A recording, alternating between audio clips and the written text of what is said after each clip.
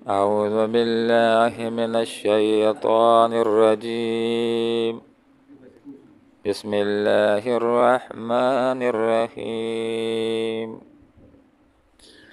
قل لمن الأرض ومن فيها إن كنتم تعلمون. صدق الله العظيم. سبحانك لا علم لنا إلا ما علمتنا إنك أنت العليم الحكيم. قل کہہ دیجئے لمن کس کے لیے ہے الارض زمین، ومن اور جو کچھ فیہا اس کے اندر ہے، ان کنتم اگر ہو تم تعلمون جانتے۔ ان آیات بینات کے اندر توحید کا بیان ہے اور شرک کا ابطال ہے، اور لوگوں کو توحید سمجھائی گئی ہے کہ توحید کا مطلب یہ ہوتا ہے کہ اللہ رب العالمین ہے اور وہ یکتا ہے، اور اسی نے اکیلے پوری کائنات کو بنایا ہے، اور وہی اکیلے پوری کائنات کو بلا شرکت غیر چلا رہا ہے، اور اس کائنات کے نظام کو چلانے کے اندر وہ کسی کا محتاج بھی نہیں ہے۔ یہاں پر کچھ ایسے سوالات مشرکین مکہ سے کیے گئے ان سے کہ جو لات و عزیٰ و منات کی بندگی کیا کرتے تھے، شرک کیا کرتے تھے، وہ مشرک تھے، اور مشرک کہتے ہی اس کو ہیں کہ جو اللہ کو بھی مانتا ہے اور اللہ کے ساتھ اوروں کی بندگی بھی کرتا ہے۔ تو ان کو سمجھانا یہ مقصود ہے کہ یہ ایسے سخت جرم کے اندر مبتلا ہو کہ تمہاری خواریاں جو محنتیں ہیں وہ بھی سب ضائع ہو جائیں گی۔ تو یہاں پر یہ بات سمجھائی جا رہی ہے کہ اے آپ صلی اللہ علیہ وسلم، اگر آپ ان سے سوال کریں، ان مشرکوں سے سوال کریں کہ اے لوگو ذرا یہ بتلا دو کہ یہ زمین کس کی ہے، اس زمین کو کس نے پیدا کیا ہے، اور اس زمین کے اندر جو کچھ ہے، خواہ وہ درخت ہیں یا سمندر ہیں یا دریا ہیں یا پہاڑ ہیں یا ٹیلے ہیں یا کھائیاں ہیں، تو یہ کس کی ہے اور کس نے بنائی ہے؟ تو یہ مشرک بھی اگر اپنے دل کے اوپر ہاتھ رکھ کر کے سچی بات کہیں تو ان کی زبان سے اس کے سوا کچھ نہیں نکلے گا۔ یہ عنقریب بول دیں گے سیقولون اللہ، سیقولون، عنقریب یہ کہیں گے للہ، اللہ کی۔ تو جب یہ خود کہہ دیں گے کہ یہ زمین اللہ نے بنائی ہے، یہ خود اپنے منہوں سے مشرک مانتے ہیں کہ زمین اللہ رب العالمین نے بنائی ہے، اس کے اندر سمندر اور پہاڑ بنانے والا کوئی اور نہیں، اللہ ہی ہے، تو پھر ان سے ذرا یہ بات کہہ دو، ان کو کہہ دو کہ افلا تذکرون، کیا تم نصیحت نہیں پکڑتے ہو، اور نہیں کرتے ہو؟ پھر اس کے ساتھ اوروں کو کیوں معبود تسلیم کرتے ہو؟ اسی اکیلے کی بندگی کیوں نہیں کرتے ہو؟ پھر اس کے ساتھ لات و عزیٰ اور منات کو کیوں تم شریک کرتے ہو؟ ایسا تم کو نہیں کرنا چاہیے۔ قل، یہ آپ صلی اللہ علیہ وسلم ان سے ذرا پوچھ لیجئے، یہ جو مشرکین تھے یہ بھی یہ بات تسلیم کیا کرتے تھے زمین اللہ نے بنائی ہے، ہمیں اللہ نے پیدا کیا ہے، آسمانوں کو اللہ نے بنایا ہے، لیکن اس کے باوجود بھی شرک کے اندر اخطاء تھے، کم عقلی کے اندر اخطاء تھے، اور یہ غلط عقیدہ بنایا ہوا تھا کہ یہ جو لات ہیں، عزیٰ ہیں، منات ہیں، یہ جو کعبہ کے اندر 360 بت ہیں، تو ان کو اللہ تعالیٰ نے خدائی اختیارات دے رکھے ہیں، اور ان کی بندگی ہم اس لیے کرتے ہیں کہ یہ ہمیں کسی درجہ میں اللہ رب العالمین کے قریب کر لیں گے، اور ان کی بندگی اس لیے ہم کرتے ہیں کہ یہ آخرت میں ہماری سفارش کریں گے اور ہماری بخشش کا ذریعہ ہوں گے۔ تو ان کے اوپر یہ کاٹ لگائی گئی ہے کہ دیکھو سب کچھ اللہ کا ہے، اللہ نے بنایا ہے، وہی اکیلا عبادت کا مستحق ہے، بندگی میں اس نے کسی لات کو عزیٰ و منات کو شامل نہیں کیا ہے، اور کسی کی بندگی کرنا تمہیں اللہ رب العالمین کے قریب نہیں کرے گا۔ اور سفارش کے حوالے سے یہ قانون یاد رکھو کہ آخرت میں سفارش وہی کر سکے گا جس کو اللہ تعالیٰ اجازت دے گا، اور اسی کے بارے میں سفارش ہو سکے گی جس کے بارے میں اللہ رب العالمین اجازت دے گا۔ تو ان سے اے آپ صلی اللہ علیہ وسلم، ان مشرکوں سے یہ سوال کر لیجئے کہ ان ساتوں آسمانوں کا رب کون ہے اور عرش عظیم کا رب کون ہے؟ یہ دل کے اوپر ہاتھ رکھ کر سچی بات کہیں تو ان کی زبانوں سے یہ بات نکلے گی للہ، اللہ کی، یہ آسمان اللہ کا ہے۔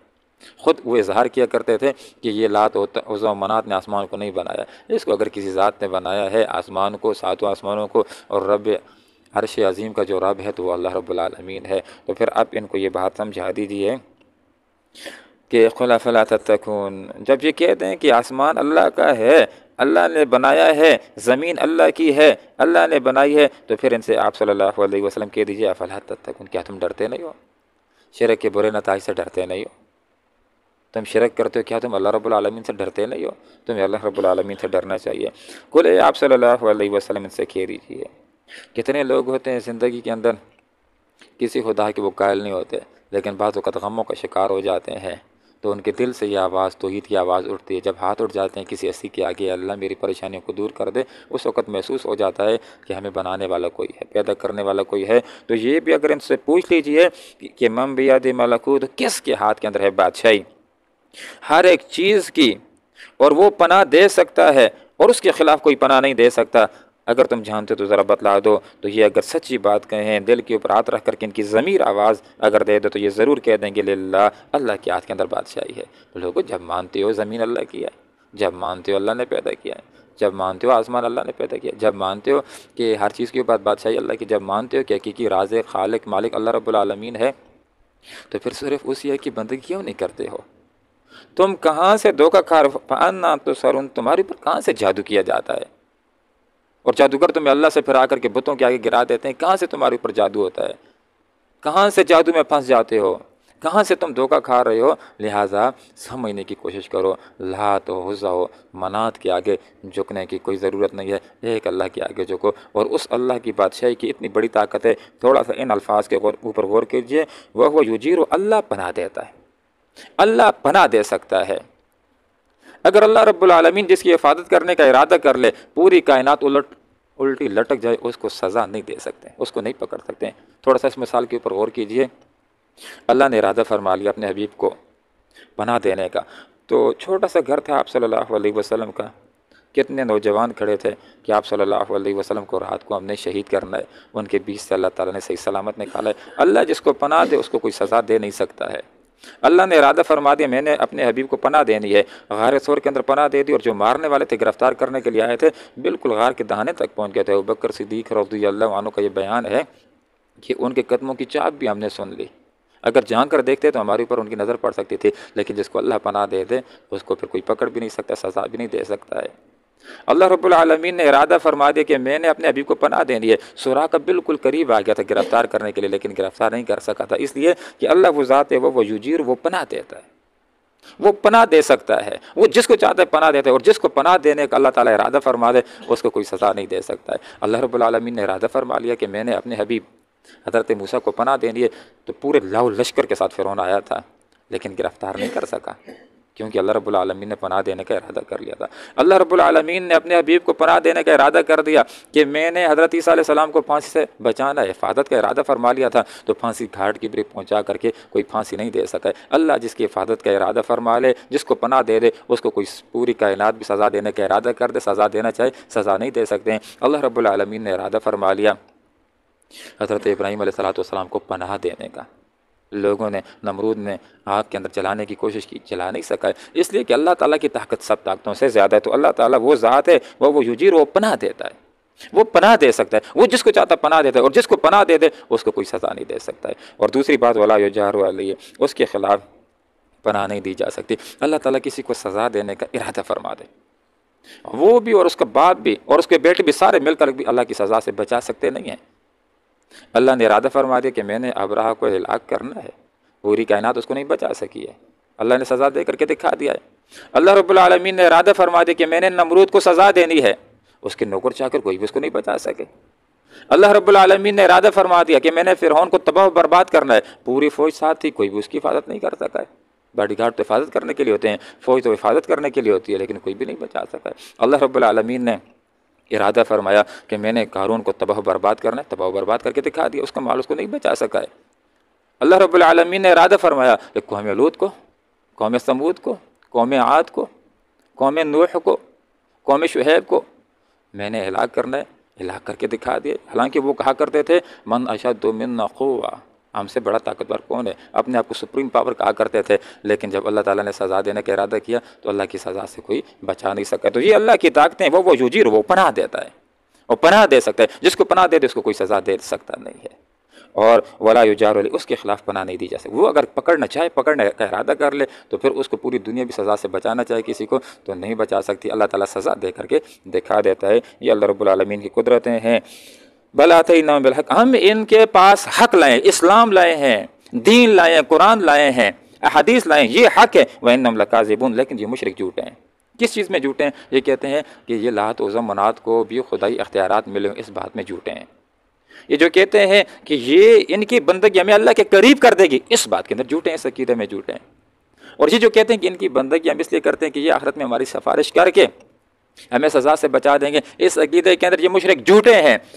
یہی عقیدہ درست ہے کہ ایک اللہ بنانے والا ہے، وہی عبادت کا مستحق ہے، اس کے علاوہ اللہ تعالیٰ نے کسی کو بندگی میں شامل نہیں کیا۔ کسی پیغمبر کے بارے میں یہ نہیں فرمایا کہ جس نے عیسیٰ علیہ السلام کی بندگی کر لی تو گویا کہ اس نے میری بندگی کر لی، ایسا اللہ نے کہیں پر بھی نہیں فرمایا کہ جس نے فلاں ہستی کو راضی کر دیا بندگی کر کے گویا کہ اس نے مجھ کو راضی کر دیا، ایسی کہیں بات بھی نہیں ہے۔ یہ فرمایا ہے کہ میرے ساتھ کسی کو عبادت میں شریک کیا ہے تو وہ مشرک ہوگا، اور آخرت میں سب کی بخشش ہو سکتی ہے لیکن مشرک کی بخشش نہیں ہو سکتی ہے۔ اللہ تعالیٰ میں شرک کو بھی سمجھنے کی، توحید کو بھی سمجھنے کی توفیق عطا فرمائے، پھر شرک سے بچنے کی، موت تک توحید کے اوپر گھربند رہنے کی توفیق عطا فرمائے، آمین۔ وآخر دعوانا ان الحمد للہ رب العالمین۔ کل کہہ دیجیے لمن، کس کے لیے؟ الارض زمین، ومن اور جو کچھ فی ہے زمین میں، ان اگر کنتم ہو تم تعلمون جانتے، سیقولون ان قریب یہ کہیں گے للہ اللہ کی ہے زمین۔ کل کہہ دیجیے افلا تذکرون، کیا تم غور نہیں کرتے ہو؟